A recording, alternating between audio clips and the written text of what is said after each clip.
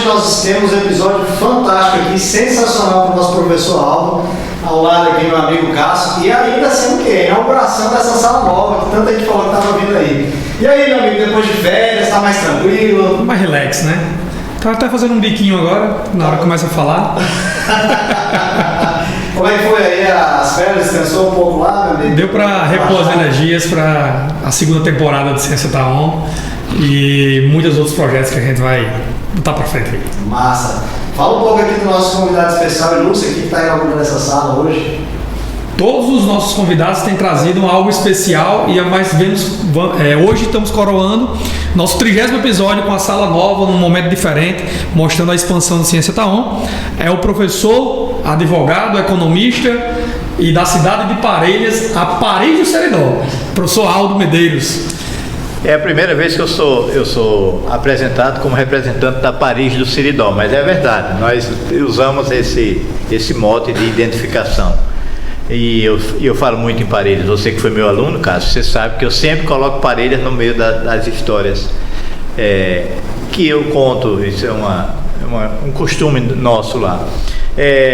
Eu estou muito feliz em estar aqui. É a inauguração de uma sala, mas eu quero deixar bem claro que eu não tenho nada a ver com a inauguração, para depois não virem dizer que em período pré-eleitoral eu estou participando de inaugurações. Então, é um prazer muito grande estar aqui com vocês, conversando sobre os novos tempos que nós estamos vivendo, né? A necessidade que temos de conhecimento, de tecnologia, a ciência em todos os atos que nós praticamos no nosso dia a dia, a mudança radical que as relações de trabalho estão tendo no mundo todo, e a advocacia está sendo extremamente impactada com essa situação. E nós na OAB estamos no dia a dia acompanhando de perto, participando, buscando soluções, ajudando a criar novos caminhos, e um pouco sobre isso que faz com que possamos talvez contribuir um pouco com o debate que vocês já estão no 30º episódio aqui nessa iniciativa muito louvável do Ciência Tá On. Bacana, professor. Eu posso fazer aquela pergunta difícil? Assim? Bem fácil, para começar. Professor, você que é lá de Parelhas, eu queria ouvir assim, até as pessoas, na curiosidade, como é que esse jovem lá de Parelhas foi decidir ir para a área do direito, da advocacia? Como foi lá no passado? Conta um pouquinho para a gente aí, essa escolha. Foi inspiração na família? Foi você mesmo que tinha um DNA? Conta um pouquinho para a gente. Hoje nós temos muitas pessoas da área jurídica na família, mas essa história toda começou comigo. Eu não tinha nenhuma referência jurídica e eu vim de Parelhas para Natal aos 11 anos de idade, estudei aqui até entrar na Universidade Federal. Minha turma foi a primeira turma, minha turma de economia, que foi minha primeira graduação, foi economia. Foi a primeira turma a funcionar no novo centro, no novo campus universitário, ali no setor 5, e tinha pouca coisa ainda construída. Mas no final do primeiro ano do curso de economia eu decidi ir embora para o Rio de Janeiro, porque eu queria fazer um curso de primeira linha, e me inscrevi e pedi transferência para a PUC do Rio de Janeiro, que tinha um curso extremamente moderno. Todos esses pessoas que depois vieram a elaborar o Plano Real, que estabilizou a moeda, eram professores lá. Armínio Fraga, que foi presidente do Banco Central, era da minha turma lá. Então, eu até meus amigos, que até hoje nós temos contato, inclusive com a introdução do WhatsApp, então nós conversamos diariamente, dos meus grupos de amigos, os de Parelhas, os daqui de Natal, os meus amigos da juventude e tal. O grupo com quem eu tenho mais contato até hoje são meus amigos do tempo da faculdade, lá no Rio de Janeiro. E eles brincavam que Fernando Henrique Cardoso ficou em dúvida se nomeava a mim ou a Armínio Fraga para o Banco Central, e no desempate Armínio Fraga ganhou, porque ele estava mais perto, eu teria que sair daqui de Natal. É brincadeira de amigos. Mas eu fiz o curso de economia porque eu acreditava muito que o Brasil estava se desenvolvendo. Era ainda a época do regime militar, já em decadência e tal, mas a economia ainda estava muito bem estruturada, e eu entrei no curso de economia achando que nós íamos nos tornar rapidamente a 5ª maior potência econômica do mundo. E veio a crise do petróleo, e a crise do petróleo demorou um pouco a ter um impacto forte no Brasil, mas teve uma recessão terrível. que você passava nas ruas assim e via as lojas, tudo vende-se, aluga, vende-se, aluga, vende-se, né? E aquilo fez com que, ao concluir o meu curso de economia, eu já sabia que ia ter uma dificuldade muito grande no mercado de trabalho. Tanto é que eu já estava trabalhando no Rio de Janeiro, mas decidi voltar para cá para ajudar a minha família num projeto de uma fábrica de toalhas que estava sendo construída lá em Parnamirim e que posteriormente foi vendido para um grupo Santa Catarina, que o governo mudou a legislação. Novidade no Brasil, o governo mudou radicalmente a legislação e os fabricantes de toalhas de Santa Catarina mudaram as fábricas rapidamente para o Nordeste, porque tinham um ganho muito alto de incentivos fiscais. E quem tinha projetos aqui teve uma oportunidade de vender com lucro o seu projeto. Então eu vim para cá, para Natal, e quando cheguei aqui decidi fazer um outro curso. Inicialmente eu fui para o mestrado de administração da Universidade Federal, mas depois decidi que precisava mudar radicalmente de área, e aí fiz um novo vestibular e entrei no curso de Direito da Universidade Federal. E após o curso eu decidi, assim, como uma escolha extremamente segura, que eu não iria fazer concursos para carreiras que eu não pudesse continuar advogando.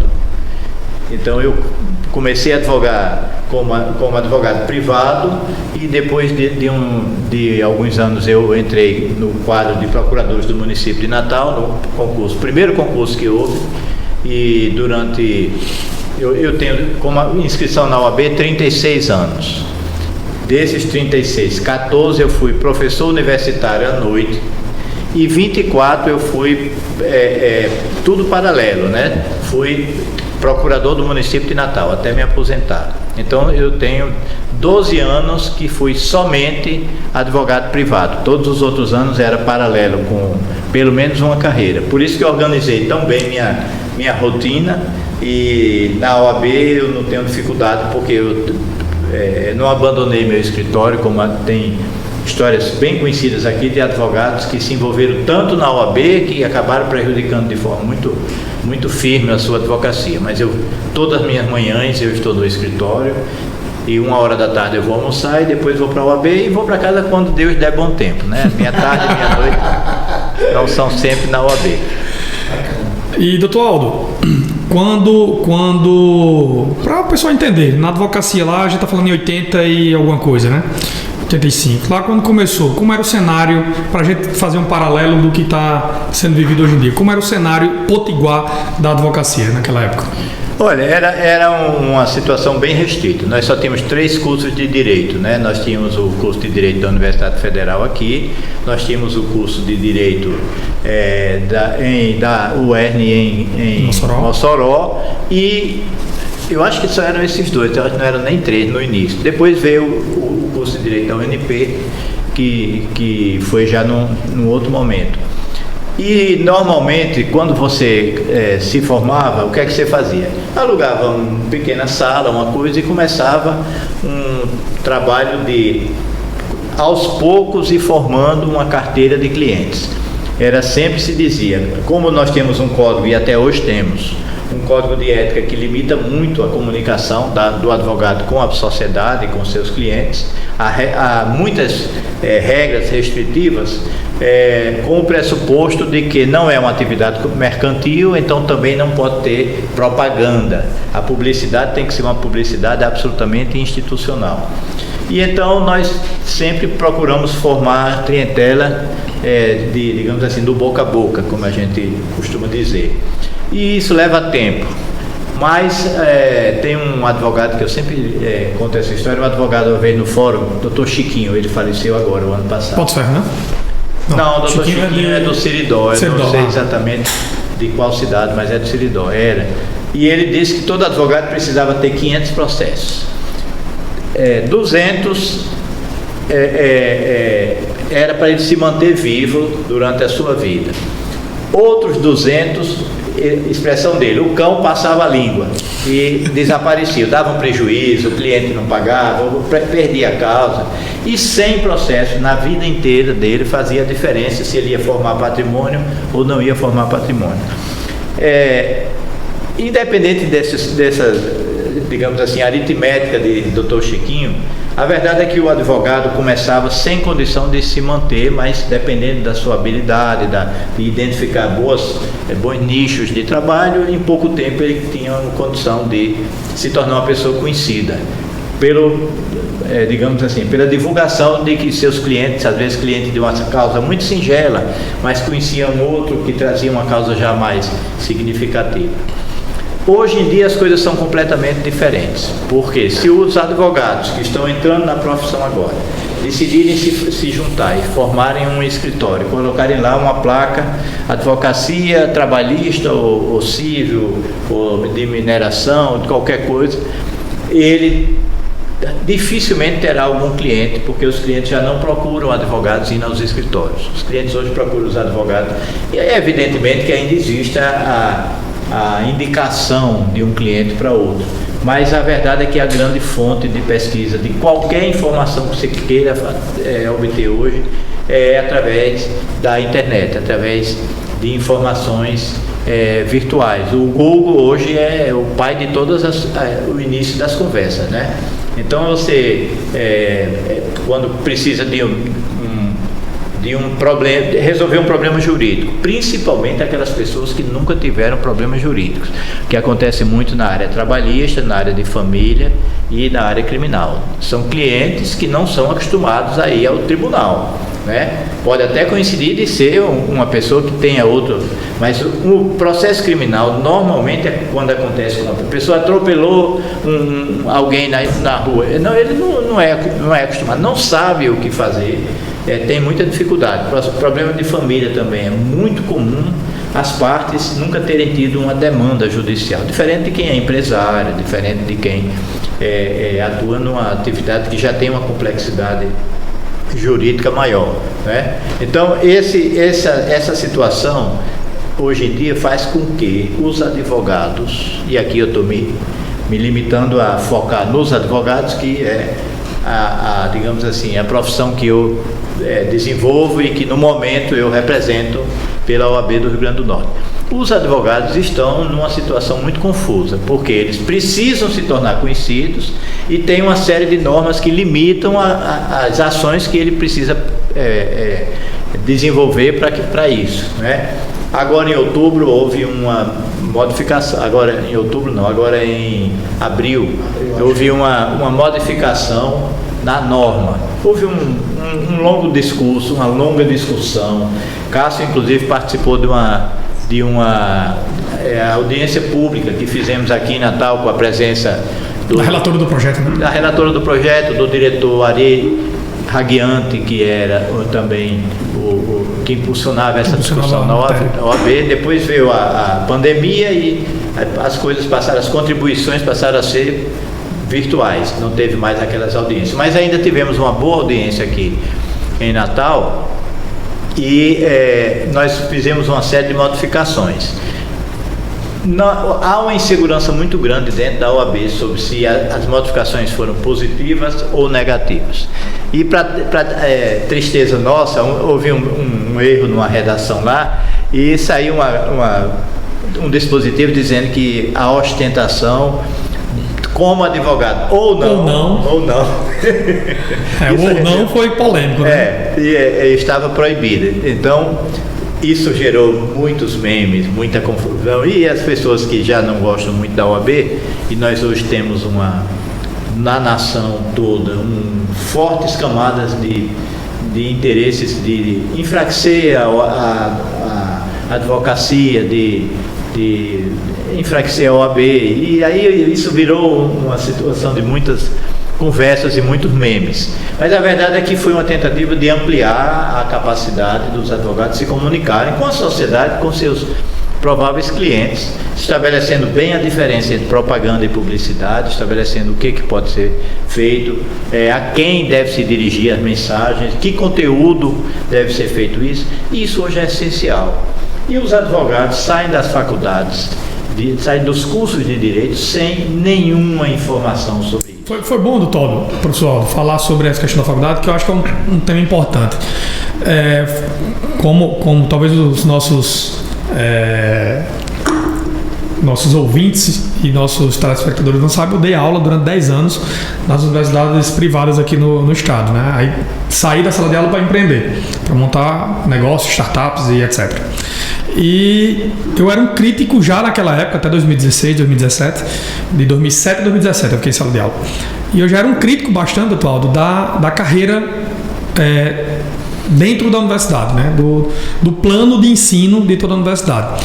Não está na hora já de começarmos a... Isso eu digo OAB e de uma certa maneira a instituição, não Cássio, não Aldo, né?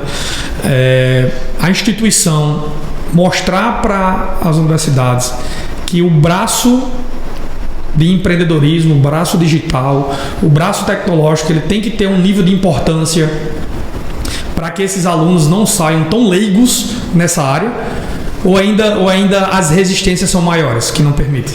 Não, eu acho que a realidade é tão cruel, e a expressão eu acho que é essa mesmo, a realidade é tão cruel, os advogados demandam tanto tempo com problemas de tecnologia da informação. É muito comum um advogado elaborar uma tese, preparar uma boa peça jurídica, e digamos assim, em 3 horas, e demorar mais de um dia para fazer com que aquela peça jurídica chegue ao processo judicial, associando a isso a má formação técnica dos advogados e de qualquer aluno de curso de direito, qualquer bacharel em direito, a dificuldade de uniformização de normas que o CNJ não teve ainda a condição, não sei dizer porquê, de unificar que a plataforma PJE, que é a mais usada do país, será a mesma para todos os tribunais. Se foi desenvolvido pelo CNJ, foi cedido a todos os tribunais pelo CNJ. Por quê? Que foi possibilitado para que cada tribunal crie a sua, digamos assim, o seu detalhe, a sua marca própria, para dificultar o dia a dia dos advogados. Então, nós temos uma situação hoje que prejudica muito o trabalho do advogado, essa falta de padronização, a falta de preparo técnico, e fechando toda essa dificuldade, os cursos de direito que, para serem criados, ou então para serem, digamos assim, terem renovado sua licença de funcionamento periódica, eles tinham que ter um parecer da Comissão de Estudos Jurídicos da OAB. Simplesmente o Ministério da Educação, já há alguns anos, isso não é coisa recente, já tem mais de 10 anos, deixou de levar em consideração isso, e hoje nós temos grandes empresas de universidades, proprietárias de várias universidades privadas no país, que proíbem a entrada da Comissão de Estudos Jurídicos da OAB na instituição para fazer o seu relatório. Eu sempre defendi que nós deveríamos fazer campanha aberta, a OAB deveria fazer campanha aberta, curso tal, nós não podemos dizer se tem alguma qualidade por conta de não ter sido autorizado sequer a ir lá dar uma nota baixa, se fosse o caso, mas nós não sabemos dizer nada.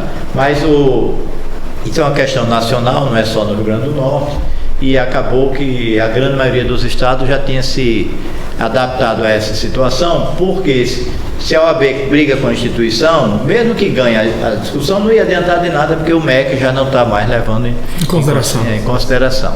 Mas é extremamente urgente que os advogados tenham uma formação técnica que os habilite a ter um trabalho dentro da realidade. A realidade hoje é virtual, a realidade hoje é de informações via esses grandes bancos centralizadores de informação que todo mundo procura saber, traduz as coisas, os textos, todo mundo se informa através dessas plataformas, e nós não temos outro caminho. Eu fui conversar, pessoal, com uns cursos, né, na universidade, principalmente da área tecnológica, que tem uma abertura maior lá. E um dado me surpreendeu, que eu fui em busca desse dado para ver se realmente era isso que eu estava pensando, imaginando. E em 5 programas de pós-graduação na universidade, eu fui conversando com os coordenadores para eles me dizerem quantos advogados tinham em 5 cursos da área de tecnologia, 5 programas de pós-graduação. E chegou a marca incrível de 4 advogados, em mais de 500 vagas. Então, nota-se que existe uma distância ainda muito grande, né? Não só da universidade, que antes de ser advogado, mas depois de ser advogado, tem muitos poucos advogados indo para a área tecnológica. Sim. E aí, introduzindo isso, vem a pergunta. O evento que a OAB está promovendo agora, dia 25, 26 e 27, para introduzir e colocar uma pedra fundamental nessa nova era que vai ser a advocacia 4.0, digamos assim? Cássio, eu tenho recebido com uma certa frequência contatos de jovens advogados e também de não jovens. Eu sempre lembro quando fala-se muito em jovens advogados, numa reunião que eu fiz há 3 anos atrás num escritório, porque para os jovens advogados nós vamos dar desconto para os jovens advogados. Aí lá para tanto uma advogada pediu para falar e disse: o senhor tem alguma proposta para quem não é jovem? Então, como nós priorizamos muito a questão dos jovens, dá a entender que a gente abandona quem não é jovem, mas não. Nós precisamos, principalmente para os advogados que estão iniciando, mas não só para eles, até na faixa mais antiga, a minha turma, aquela minha turma lá de muito tempo atrás, deve precisar mais do que os jovens, porque os jovens, de uma forma ou de outra, já estão ambientados a uma era digital. Nós precisamos fazer com que essas pessoas tenham condição de se comunicar com a sociedade. Então, em razão disso, e com o advento da regra mais liberal que foi aprovada na OAB, é que nós adotamos essa ideia de fazer um treinamento, uma coisa consistente, volumosa, inicialmente com 240 vagas, o que é um número bem razoável para um treinamento, para incentivar, para ensinar e incentivar os advogados a saberem trabalhar essas informações, patrocinando o que é possível ser patrocinado, com um conteúdo adequado, porque muitas pessoas acham que agora pode ficar fazendo meme com gracinhas e coisas, e que isso vai ter um reflexo na sua profissão, né? Isso pode ter um reflexo social, pode ter um reflexo até negativo, né? Eu conheço uma situação de 2 colegas que o reflexo foi extremamente negativo para elas.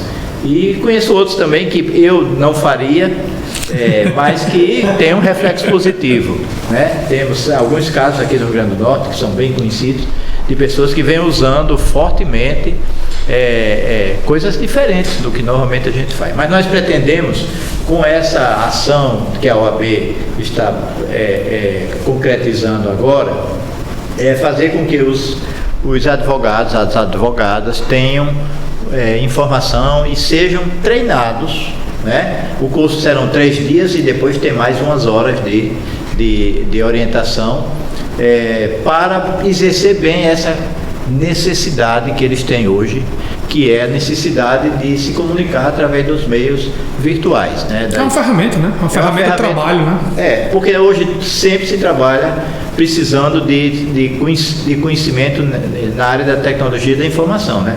Os tribunais todos têm plataforma, se quer fazer uma reclamação numa corregedoria tem os apps, tudo hoje é digital, então os advogados precisam se comunicar também com os seus clientes, com os seus clientes potenciais, através de o que há de mais moderno. E isso que nós estamos agora fazendo nesses próximos dias 25, 26 e 27. 25, 26 e 27 de outubro, para inicialmente 240 advogados e advogadas, mas eu tenho certeza que isso vai ser um sucesso tão grande, até porque, como a notícia saiu, mas sem ainda a data exata e sem o link de inscrição, aí tem um colega nosso que sempre as angústias dele sempre são depois de 10 horas da noite. E eu costumo dormir cedo. Eu acordo muito cedo, mas costumo dormir 10 horas, já é o meu limite de estar acordado. Aí todo dia de manhã, quando eu acordo, sempre tem alguma angústia dele da noite anterior. Dessa vez ele me achou acordado. Como é que eu me inscrevo? Não vai ter. Aí já tinha acabado. Não tem mais vagas e tal. Eu digo, não, tenha calma. Até eu andei consultando a respeito disso. Mas ainda não acabaram as vagas porque ainda não foram abertas as inscrições, mas tenho certeza que será uma das coisas extremamente úteis, entre muitas outras que nós fizemos, mas essa vai ser importante porque vai na necessidade que mais angustia hoje os advogados. Depois da dificuldade de se comunicar com as varas e com os tribunais, o WhatsApp não responde, o e-mail não responde, o celular não responde, mas depois dessa dificuldade, que esperamos que seja temporário, é exatamente como se comunicar com os clientes. Olha, viu, Cássio, ele falando aqui, eu só estou vendo a quantidade de pessoas que eu descobri que são advogados, viu, com essa história do evento. Eu me lembrei da época que eu fazia festa, viu, Cássio? A quantidade de pessoas que me pediam senha na época de balada, mais jovem, lá 10 anos atrás, os amigos meus advogados. Amigo, por favor, a hora que sair o link, me passa esse link, porque eu estou aguardando demais. Não, todo dia eu recebo pelo menos umas 10 pessoas perguntando do link. Cadê o link? Não tem um link, não está no Instagram, não está no site, não tá, onde é que está o link? Toda hora, calma, a estruturação do evento é diferente. Realmente vai dar muito certo, o pessoal precisa desse assunto. Precisa. E quando vocês chamaram, né, a Escola de Letras, eu estou envolvido nesse projeto, eu não imaginava, realmente eu via que tinha necessidade, mas eu acho que a ampliação da ideia, professor Aldo, eu acho que foi fantástico, porque além disso, o foco que vai ter sobre mercadológico, né, e o normativo, né, o mercadológico, normativo e o técnico, digamos assim. Então, a parte mercadológica, e é um dado interessante que eu vou dizer agora, que aí foi bom o evento também abordar isso, que no Brasil tem aproximadamente 150 startups da área jurídica, que é Lautex, né? As Lautex. E algo em torno de 1.000 startups atuam na área jurídica, mas não são Lautex. E no Rio Grande do Norte... Desculpa, eu sou leiga, eu não sei o que é. Lautex seria uma startup com tecnologia jurídica, onde você vai trabalhar o jurídico, né? Os temas jurídicos. E no Rio Grande do Norte nós temos 4.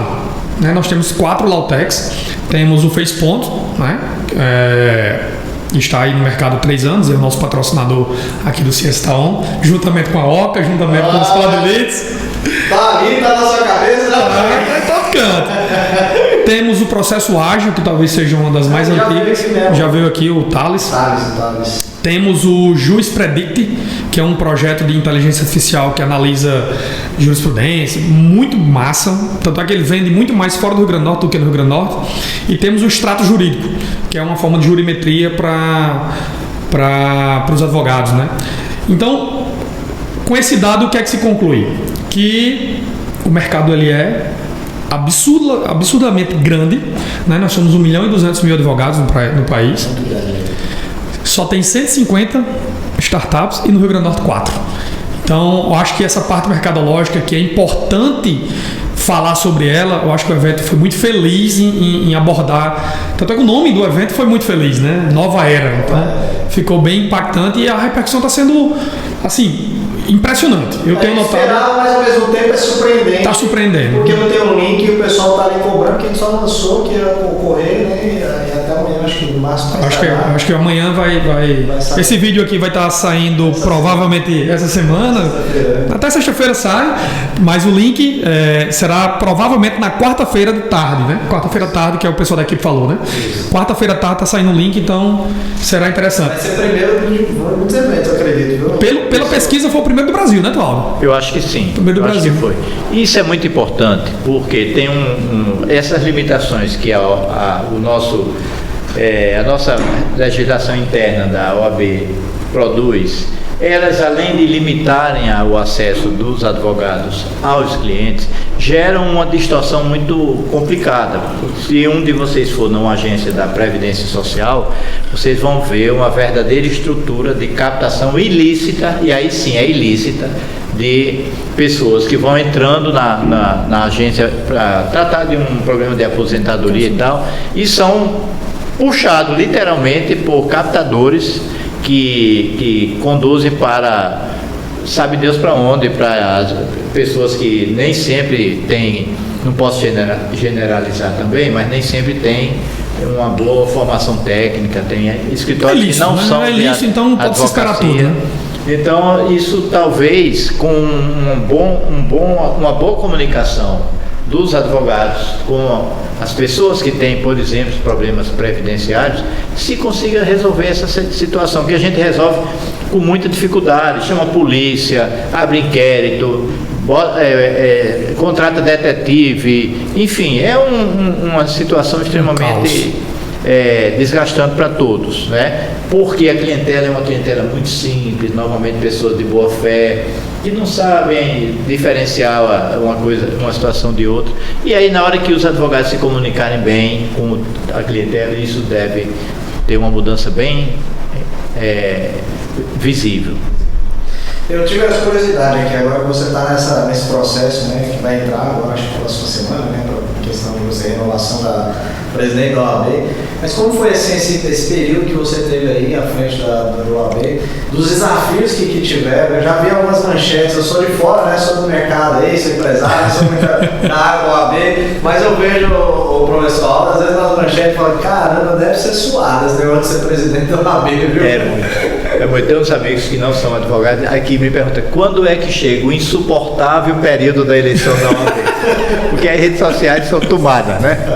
Veja bem, eu sempre fui um advogado de cabeça dentro mesmo, como se diz. Eu sou advogado autêntico, eu sempre pensei como advogado, eu não julgo as pessoas, eu vejo se o problema jurídico que me é apresentado, eu tenho condição de trabalhar ou não tenho, e pode ser, assim, ter a complexidade que tiver, que eu só procuro resolver. Isso é o que diferencia um advogado do Ministério Público, do magistratura, de outras situações. E a sociedade acha que o advogado é para fazer justiça. Eles não aceitam, por exemplo, que o assaltante de banco tenha a sua defesa feita por advogados. Acha que quem advoga para assaltante de banco é porque é bandido também. Isso é um preconceito. As pessoas precisam entender que a advocacia é essencial para a aplicação na justiça, isso está inclusive na Constituição, e que ninguém pode ser julgado, por mais hediondo que seja o que aconteceu, ninguém pode ser julgado sem a ampla defesa e o equilíbrio. Então, na hora que você é advogado e procura defender, você acaba desenvolvendo algumas situações. A primeira situação é que você tem que ter autoconfiança muito forte, porque o advogado trabalha um contra o outro, sempre. Né? Sempre é um contra o outro, e ele tem que ter segurança, porque ele vai estar lá com um colega ou o Ministério Público se contrapondo à sua situação, e um Poder Judiciário e o Ministério Público isento, sem se envolver, e você precisa convencê-los. Então, junto com essa autoconfiança, vem o vírusinho da vaidade, né? É muito comum que na advocacia se desenvolva uma certa vaidade, e isso repercute inclusive na forma como alguns advogados se comunicam com a sociedade. Mas eu sempre trabalhei muito consciente de que eu não poderia dar espaço para a vaidade. Eu sempre teria que ser um advogado de fórum, eu deveria ser um advogado acessível, por mais que eu já tivesse outros colegas trabalhando comigo no escritório, mas o cliente que quer falar comigo, ele consegue falar comigo. Essa filosofia de acesso eu levei para a OAB também. É muito raro alguém querer falar comigo um advogado querer falar comigo e não ser atendido na mesma semana, pelo menos, se eu estiver viajando, se não até no mesmo dia. Mas, e com isso, com essa filosofia de ser advogado bem, digamos assim, imbuído dessa missão, eu me envolvi na OAB. Eu fui inicialmente convidado para fazer parte do Tribunal de Ética e Disciplina. No outro período eu fui conselheiro estadual. No terceiro período eu fui vice-presidente, conselheiro estadual e vice-presidente. Depois fui candidato derrotado à presidência, que é um cargo importante também da OAB, porque você aprende muito, né? E fiquei 6 anos fora, e aí fui convidado para concorrer novamente. E fui eleito. Então eu imaginava o seguinte: para não acontecer aquilo que eu até já falei aqui hoje no início, de eu me envolver tanto com a OAB, que prejudica a minha advocacia, que lá é permanente, né? Eu tenho meu escritório, pago minhas contas com o meu trabalho como advogado, a OAB é um trabalho voluntário e é importante que as pessoas saibam entendam isso, né? que nós temos 150 mil advogados no Brasil fazendo trabalho voluntário na OAB, né? Então, eu me envolvi na OAB e aí veio o convite para concorrer novamente à presidência e idealizei que eu ficaria 3 anos na presidência, que é uma missão honrosa. Você representa isso pela escolha dos seus colegas, você representa a categoria durante os 3 anos. Nos próximos 3 anos eu imaginava ir para o Conselho Federal, quase sempre o presidente concorre na chapa para ir para o Conselho Federal, e encerraria minha participação na OAB. Acontece que veio a pandemia e nos atropelou a todos, né? Então o programa de trabalho que nós tínhamos não pôde ser cumprido da forma que muita coisa foi feita, mas muitas coisas importantes não puderam ser feitas. Por exemplo, nós nos comprometemos a criar 4 subseções, mas só conseguimos criar uma. E assim mesmo ainda está em fase de instalação, que é João Câmara. Mas não conseguimos criar Parnamirim, Ceará-Mirim nem Apodi. E por quê? Porque ficou tudo fechado, recursos da OAB tiveram que ser deslocados para outras prioridades. Para atender a classe, né? Para atender, inclusive, com auxílio extraordinário para um bom número de advogados que requereram, para pagar auxílio funerário para um bom número de famílias cujo advogado faleceu, para outros advogados que tiveram Covid e receberam, enfim, para uma série de coisas, para adaptação de ambientes de trabalho, porque os advogados, nem todos, quando fecharam todos os ambientes, nem todos conseguiam trabalhar de casa, porque a internet era limitada e a mulher estava de home office, os filhos com aulas virtuais também, e a gente teve que criar o chamado Escritório do Bem, que nós criamos estações de trabalho. E então, em razão dessa situação e também uma análise eleitoral que foi feita com bastante serenidade, se chegou à conclusão de que eu deveria aposentar o meu plano de concorrer ao Conselho Federal e concorrer novamente à presidência da seccional. Isso não foi uma coisa do Rio Grande do Norte. É muito alto o número de presidentes das seccionais que estão concorrendo à reeleição. Eu estive em Brasília há um mês atrás e tinha 11 presidentes que estavam lá e que iam concorrer à reeleição.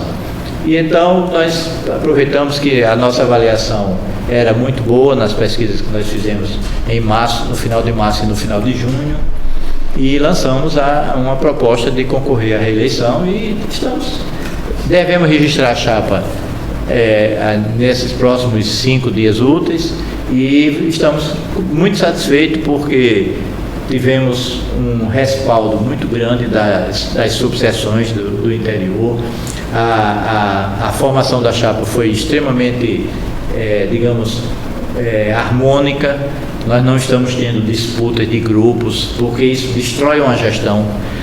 Quando você junta um grupo que tem uma bandeira, outro grupo que tem outra bandeira, outro grupo que tem outra bandeira. Quando eu me refiro a bandeiras, é assim: a bandeira maior da OAB é fazer com que a advocacia funcione bem, porque se ela funciona bem, o reflexo sobre a democracia e a forma de funcionar da sociedade é evidente e imediato. Além disso, a OAB também tem as bandeiras de defender a independência dos poderes, os direitos individuais, os direitos humanos. Todos esses são importantíssimos, as minorias são importantíssimas. Só que isso tudo tem que estar no mesmo nível de interesse da sociedade e da OAB. No momento em que uma dessas bandeiras, seja qual for, se destaca, começam os conflitos dentro da OAB. Você tem que ter o mesmo interesse.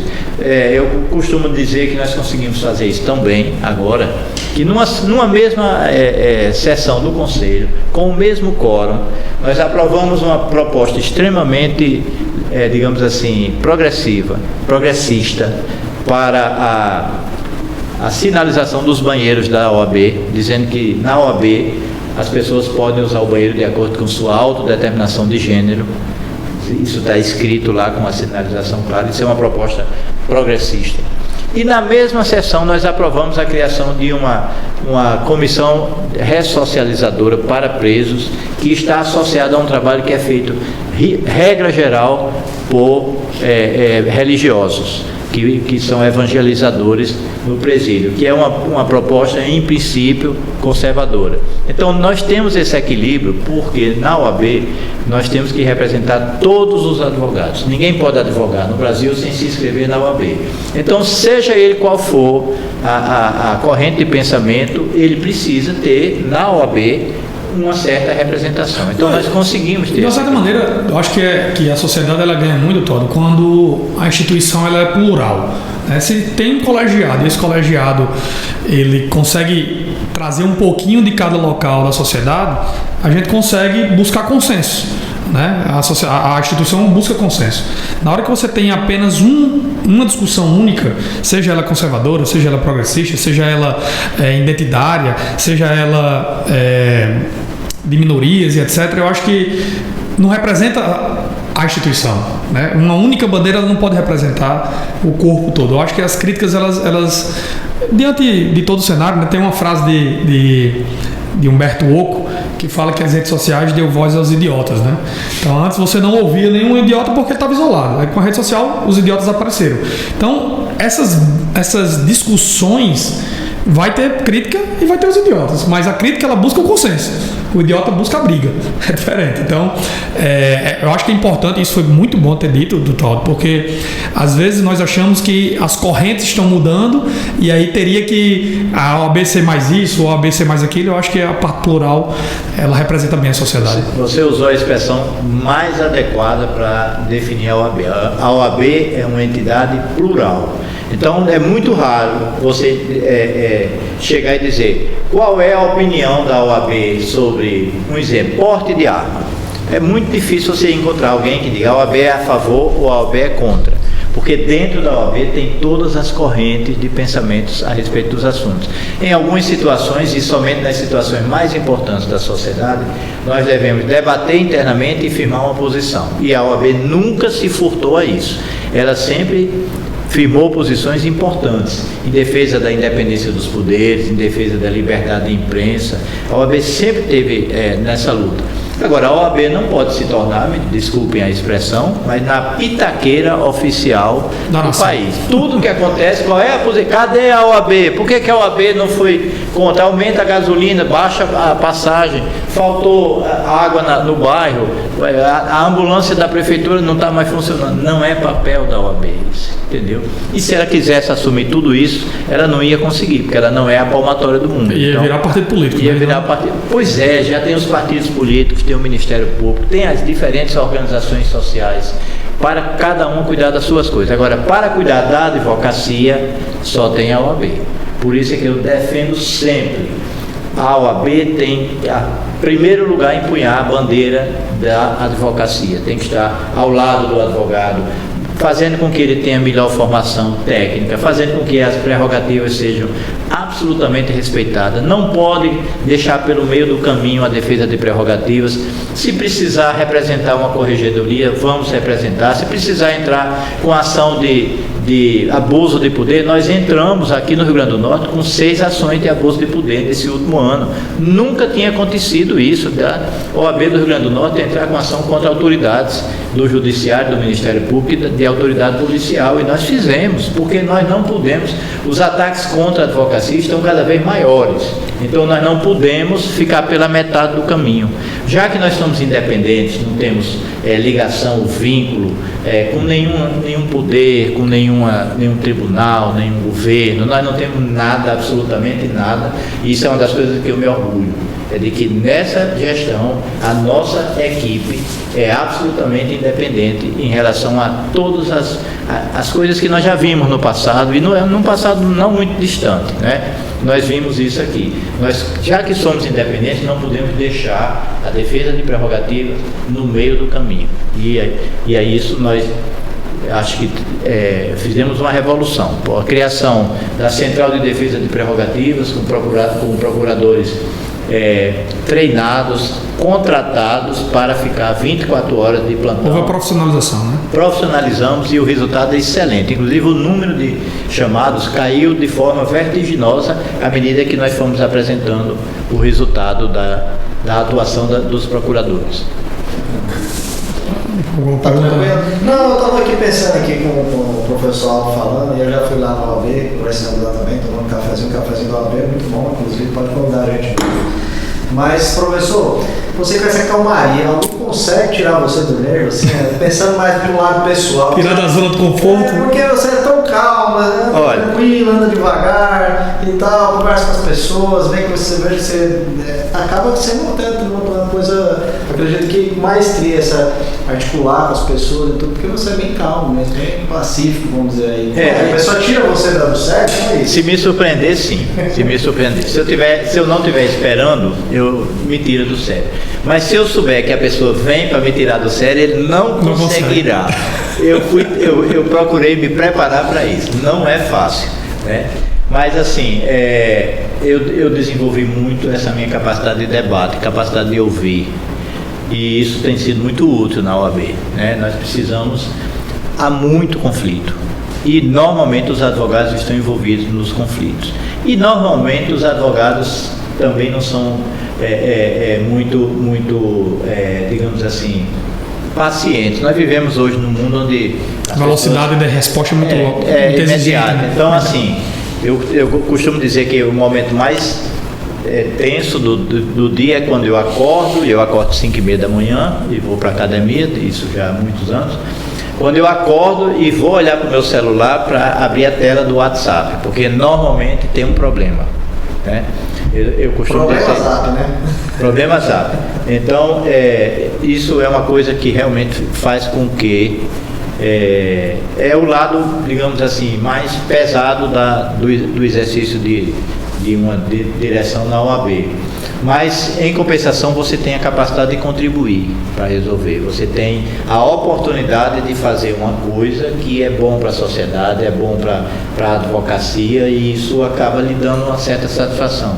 E eu já tenho cabelos brancos, vou ser avô, né, tem uma série de situações da minha vida que já estão resolvidas, e alguém precisa exercer esse papel, e razão pela qual eu me sinto qualificado e exerço com prazer, e com certeza a advocacia vem avaliando bem o trabalho que nós estamos fazendo lá.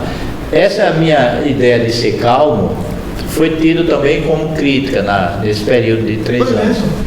Diziam que eu ouvia muita gente e, como consequência, demorava a decidir.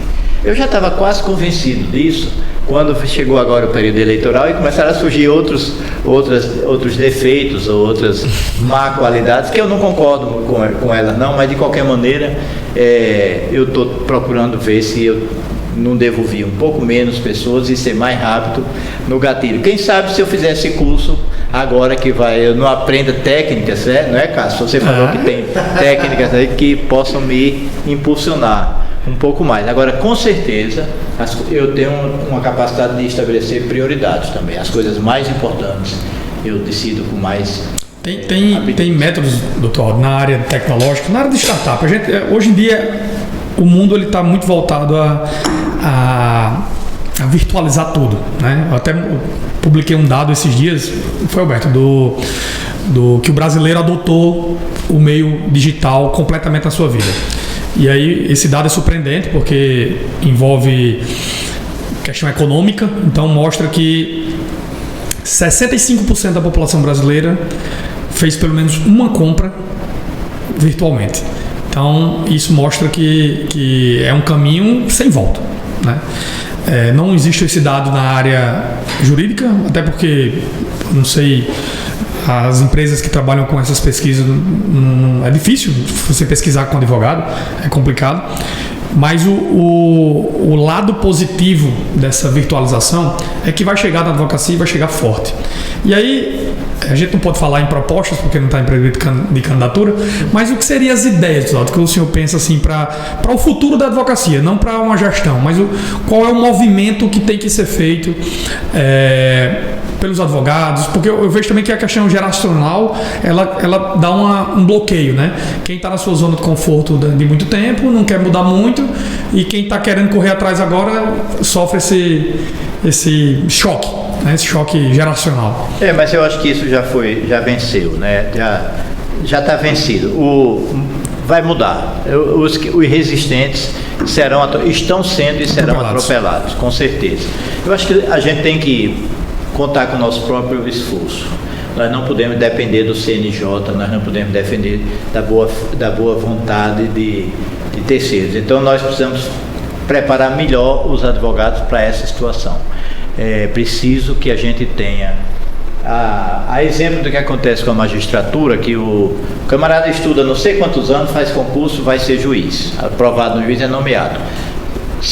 Passam os mais preparados. Qual é a primeira coisa que acontece com ele? Ele vai fazer um curso de iniciação à magistratura. Então eu acho que a gente tem que mudar totalmente a estrutura da ESA, deixar de ter aquelas formações de natureza técnica mais, digamos assim, isoladas, para fazer um curso da base da advocacia com muito fundamento na tecnologia da informação. Além disso, tem que fazer com que os advogados tenham, já na sua casa, na OAB, através da Escola Superior de Advocacia, curso de atualização da legislação que acontece todo dia, né? Esse ano, com pandemia e tudo, teve mudança, entrou em vigor a lei de proteção de dados, teve mudança com a lei de licitações, que foi praticamente refeito, né? E agora está no forno aí uma mudança da lei de improbidade administrativa, que não sei se é uma mudança ou é uma extinção, mas de qualquer maneira, essas coisas é que a gente tem que estar no dia a dia preparado para... E está cada vez mais rápido, né? E fazer uma atuação institucional no Conselho Federal, de forma a que as coisas aconteçam com uma visão de funcionar. Nós queremos ter resultado final, nós não podemos ficar esperando que cada tribunal escolha a versão do PJE que acha mais confortável e mais adequada, se os advogados hoje de um estado só atuam em todos os estados virtualmente, né? Acabaram praticamente com a profissão a função de advogado correspondente, porque agora os grandes demandantes da justiça, essas empresas que vendem para o país inteiro, e bancos e telefônicas, elas tinham audiências em todas as comarcas, e então tinham que ter uma rede de escritórios que fizessem correspondência para eles. Caladinhos no início da pandemia, mas não foi por conta da pandemia, saiu a lei que tornou possível que elas façam as audiências virtuais todas diretamente das suas, não só as grandes demandantes, mas isso foi muito adequado para as grandes demandantes, e hoje não precisa mais, eles fazem de lá as audiências. O índice de acordo que é fechado na primeira audiência é muito alto, então ficou apenas um número residual de trabalho para os escritórios que faziam muita correspondência. Pergunta de bolso, doutor Aldo. Você acha que essa eleição é a última presencial, a eleição da OAB? Acho, tenho certeza. Certeza a gente nunca tem de nada, né? Mas nós não estamos fazendo ela virtual no Rio Grande do Norte e em 6 outros estados por problemas técnicos. O Conselho Federal atravessou um período de muita dificuldade interna, administrativa, e não fez aquilo que tinha sido combinado quando foi aprovado há alguns meses atrás a possibilidade de se fazer eleição virtual, que seria de desenvolver um sistema que existe do TSE e foi testado em Mato Grosso do Sul. Eu não senti firmeza na apresentação que foi feita e decidi não fazer aqui, e acabou que todo mundo desistiu, menos o Distrito Federal, que era uma decisão dele já desde a campanha anterior, já foi uma proposta da gestão, e eles contrataram uma empresa para fazer o trabalho que deveria ter sido feito pelo Conselho Federal. Eu estou torcendo para que a eleição lá não seja no dia da nossa, que é para poder mandarmos uns observadores para lá, mas eu tenho certeza que é a última. Que não é manual, né? É com as urnas da... Não, presencial, que eu digo. Presencial, com as urnas eletrônicas do Tribunal Eleitoral. Tem uma lógica, doutor, nesse novo mundo tecnológico que diz o seguinte: a atividade fim nunca ela pode ser terceirizada, mas todas as outras podem, através de startups especializadas. Não seria um momento de imaginar que, no Conselho Federal, de levar essa discussão para o Conselho Federal, que tudo que envolvesse essas questões paralelas, principalmente da área tecnológica, fosse mais especializada e menos advogado dando pitaco no que não entende? Ou isso seria muito utópico ainda? Quem for propor no Conselho Federal que menos advogado dê pitaco nos assuntos lá, deve ficar perto da porta para qualquer coisa e sair correndo. Mas tem fundamento isso que você está dizendo, né? Nós tivemos problemas muito sérios na área de tecnologia da informação por conta de um choque que aconteceu interno no Conselho Federal no primeiro ano e foi demitido toda a cúpula da tecnologia da informação da OAB. Então, foi sério. Foi muito sério. E aí não se acertou mais o passo, porque em seguida veio a pandemia e em seguida veio a briga interna entre os diretores, que há um racha. Isso é um assunto público, eu não estou aqui sendo antiético, porque isso foi matéria de muitas notícias. Uma briga interna que tem na OAB e acabou que uma das primeiras ações nossas era comprar um sistema novo para substituir o nosso sistema de controle interno, e você chegou a me sugerir, Cássio, para que fique registrado, você me sugeriu que fosse a universidade, a Metrópole Digital, e fizesse tentasse um convênio para que desenvolvêssemos, e eu achei que se recebêssemos já pronto um sistema do Conselho Federal era muito menos oneroso. Acabou que não saiu, nós continuamos sofrendo com o sistema que temos. Mas teremos, se Deus quiser, teremos tempo para fazer as coisas como precisam ser feitas. É porque eu penso assim, Tom, porque a OAB ela não é pública e nem é privada, né? Então, talvez se buscar o melhor do mundo público com o melhor do mundo privado, as coisas andem mais a passos largos, digamos assim, né? E então, assim no mundo todo, né? Todo mundo desenvolvido e democrático, as coisas não deixam de precisar ser feitas, bem feitas, por ser ou público ou privado. Nem se tem preconceito contra os entes públicos, como aqui existe um preconceito, acha que o que é público não funciona, e isso é um preconceito.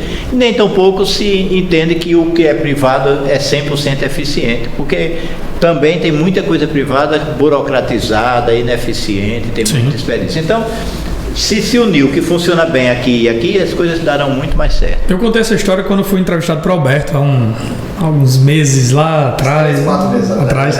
Eu contei uma história, Dodo, que quando foi que virou a chave para mim nessa área tecnológica.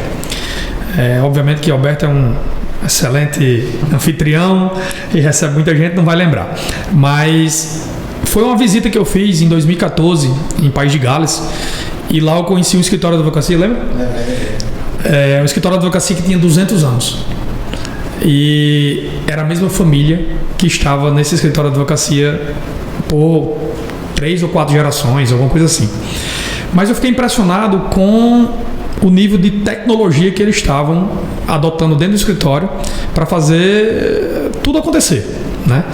E o advogado falava espanhol, então meu inglês de comer e beber junto com o espanhol deu para se comunicar bem.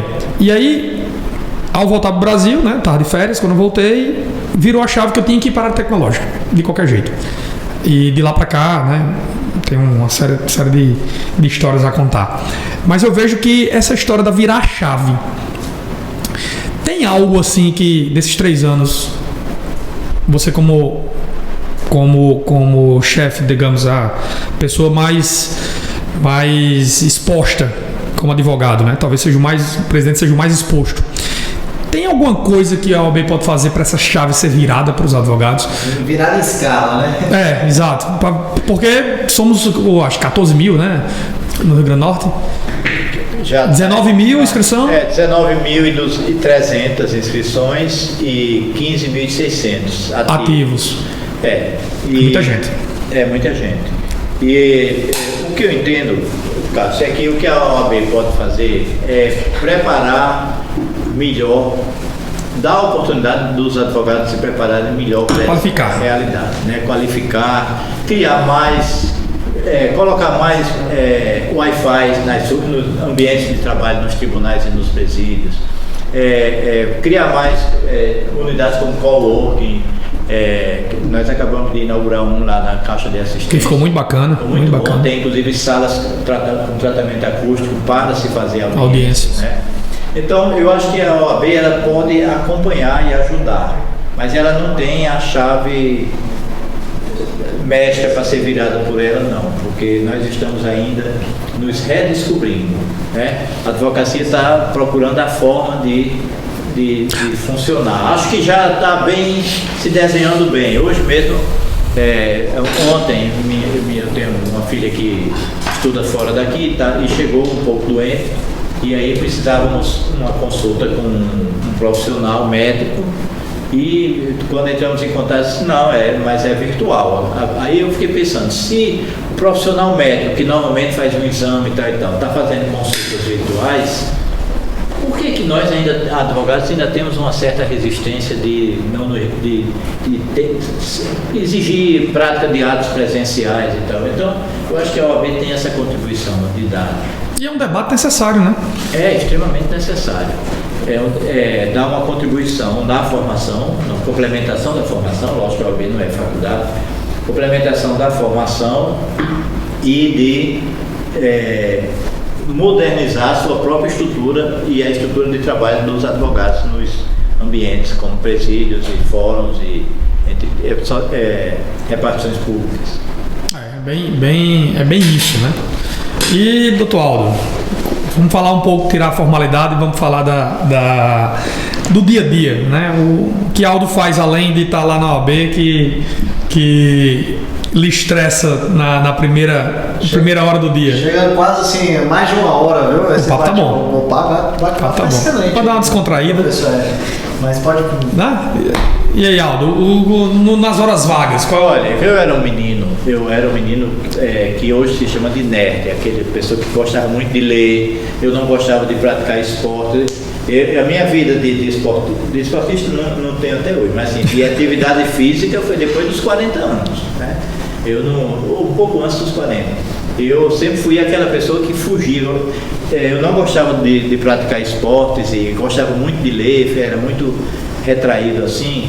E assim, as pessoas não mudam radicalmente. Eu sou um grande leitor, eu gosto de viajar, eu gosto mas assim, a minha atividade é mais de sair para restaurante com familiares ou com amigos. Eu sou muito... faço atividade física regular. De olho, regular, mas de olho na saúde, né? E não tenho assim, é meio sem graça essa minha história, porque assim, uma época eu tive um hobby que era gostava muito. Uma das minhas filhas teve uma alergia muito forte quando nasceu e tinha que comprar leite de cabra. E nessa época aqui em Natal você comprava leite de cabra clandestino, assim. Um criador aqui na região. Sim. E tal. E não existia o leite de cabra pasteurizado nos supermercados. Então eu comecei a criar cabra e me entusiasmei. Então eu achei que eu ia ser um grande criador de cabra a vida toda. Mas aí veio um período de muita seca, muita coisa. Minha cidade é muito longe daqui, eu não quis ir para outro lugar que não fosse lá. E acabei que era o meu único hobby, era essa criação de cabras que eu tinha, que eu criava inicialmente por necessidade, mas depois me interessei. Então assim, meio sem graça, sabe? Eu sou um bom leitor. Você, fora dessa área do direito, qual outros assuntos você Eu gosto muito de ler sobre biografias de pessoas, ou grandes empresários, ou grandes inventores, ou situações assim. Gosto de ler, tem uma coleção que eu li todos sobre os povos, alguns povos do mundo. Então, por exemplo, os canadenses. É escrito por um brasileiro que morou muito tempo no Canadá ou um canadense que morou muito tempo no Brasil, de forma que ele pode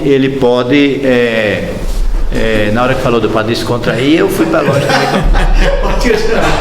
De forma que assim, ele conta a história, os costumes, como é viver no país, mas sob a visão de um brasileiro, de alguém que conhece bem o Brasil, né?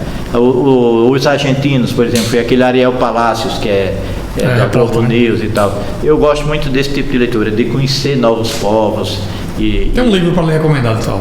Tem, né? É um livro de Harari, um israelense, que escreveu Sapiens, a história da humanidade. É fantástico. Já me indicaram também, eu ainda não li. Esse livro mexe com sua cabeça.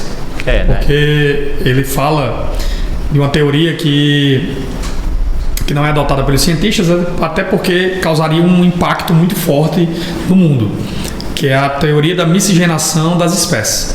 Então ele fala que ele mostra cientificamente que conviveram o Homo erectus, o Homo neandertal, o homem lá da Oceania, o da Indonésia e o Sapiens. Sim. E ele vai mostrando o que foi que aconteceu.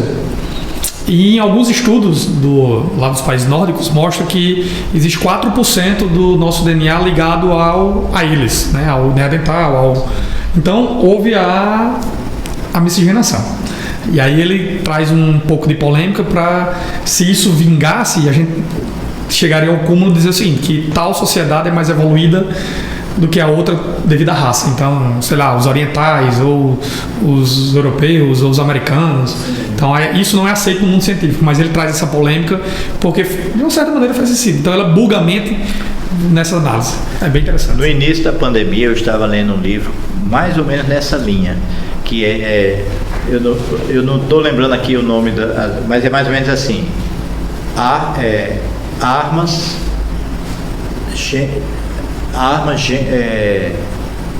Germes e comida.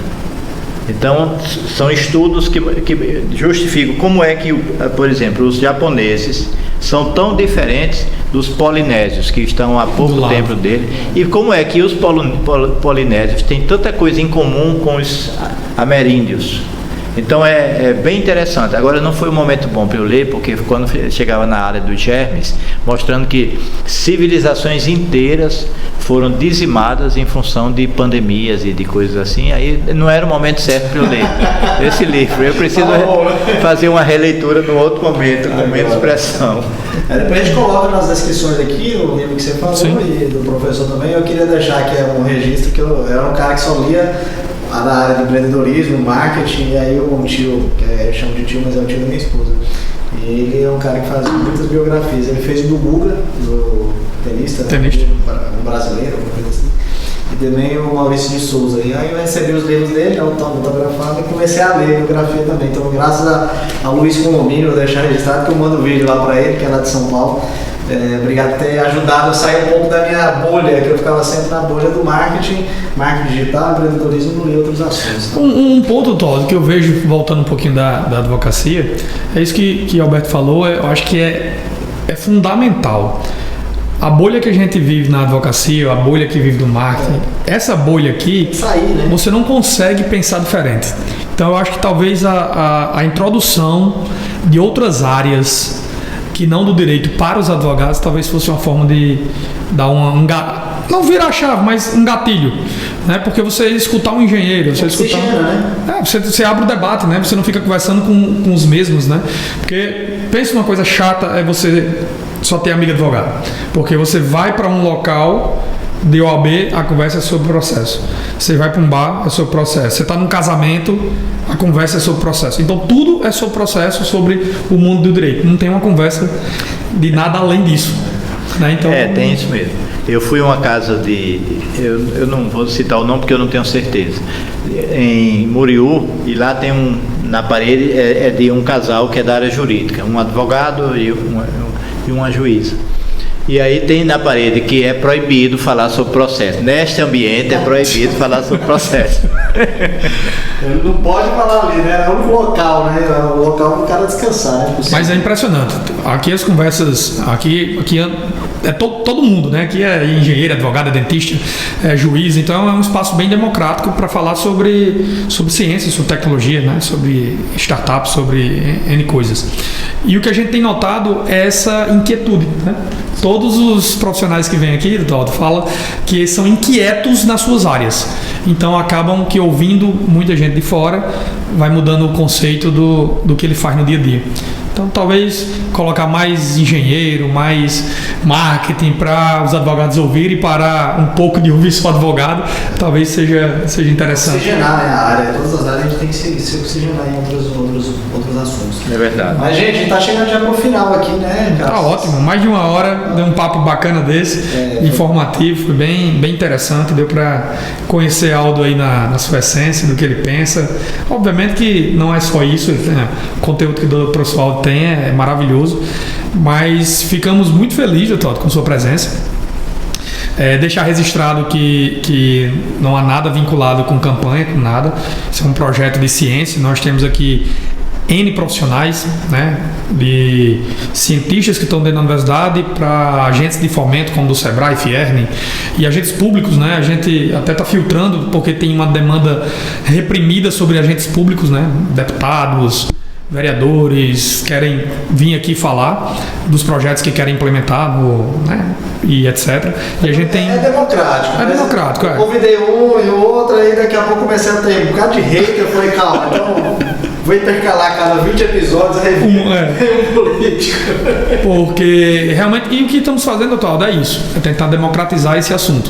A gente nota que não só no direito, mas em todas as áreas, esse assunto ainda é muito distante.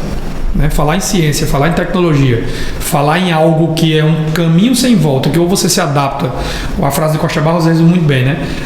A tecnologia ela é um tsunami que ou você aproveita e pega sua prancha e surfa, ou você vai ser atropelado por ela. Então, eu acho que é importante ouvir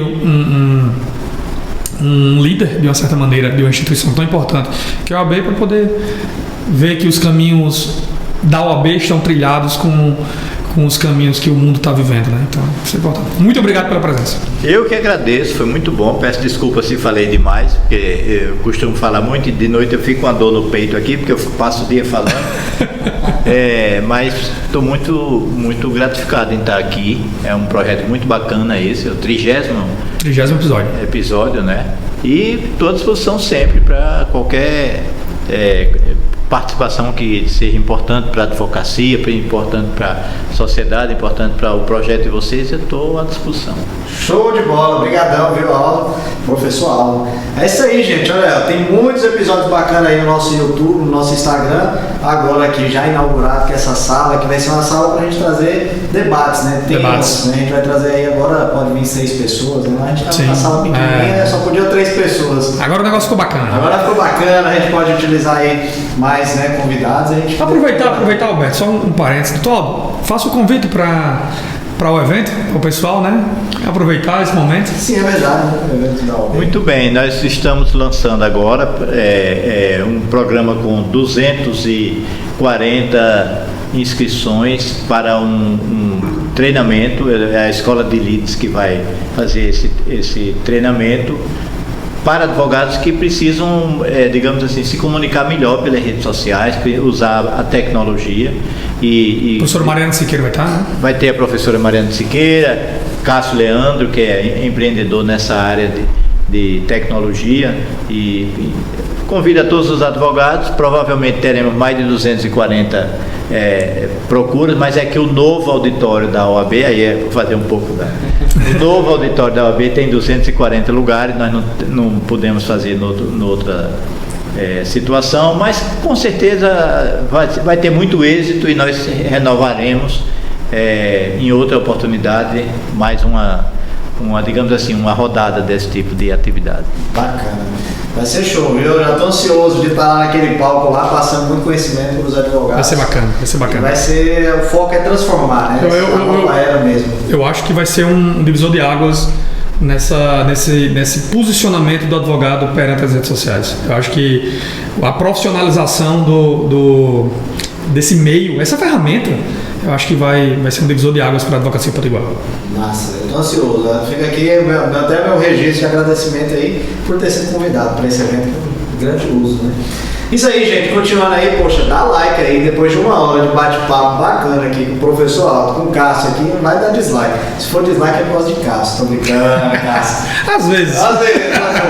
Mas dá like, ó, tem um negócio que a gente sabe aí que é grupo da galera. Qual é o grupo que Esse, primeiro da família. Grupo da família. Depois o que ele da política, para acabar o assunto da política, aí você bota o Ciência Tá On. Agora que a gente tá na história do direito, tem um monte de gente aí. Tem muitos grupos. E o Dr. Alto vai fazer um strike aí de inscritos no Ciência Tá On.